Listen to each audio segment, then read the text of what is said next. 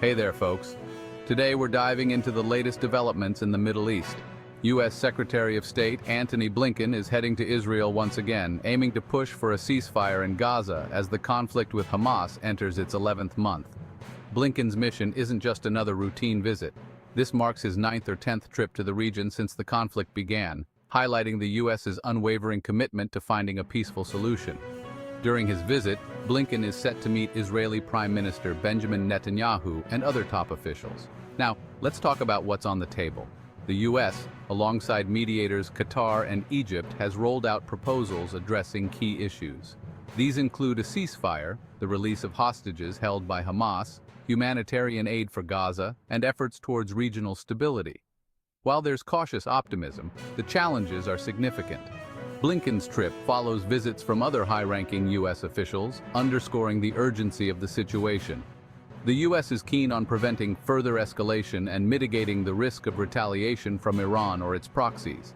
The international community is watching closely, urging all parties to de-escalate tensions and work towards lasting peace. But let's not sugarcoat it. Despite ongoing efforts, violence continues to rock the region. Recent Israeli airstrikes in Gaza have led to the deaths of many Palestinian civilians, including women and children. These attacks have drawn international condemnation and concerns over the disproportionate use of force. On the other side, Hamas remains skeptical of the U.S.'s role in these talks. They accuse Washington of imposing its will rather than facilitating a fair agreement. Dismissing recent optimism as an illusion, Hamas's stance highlights the deep mistrust and complexities that hinder progress towards a ceasefire. Still, there's a sliver of hope. The U.S., Qatar, and Egypt continue to mediate, presenting bridging proposals to address key sticking points. Talks are expected to continue in the coming days, with the international community remaining hopeful for a ceasefire that could pave the way for a more durable solution. The conflict in Gaza doesn't just affect the immediate region. The ramifications are far-reaching, with fears of wider escalation. Iran has already threatened retaliation for the violence. The U.S. is well aware of these concerns and is working hard to prevent further destabilization. The humanitarian crisis in Gaza is another pressing issue.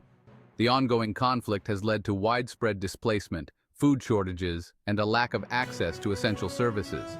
The international community is stepping in to provide aid and support, but the situation remains dire.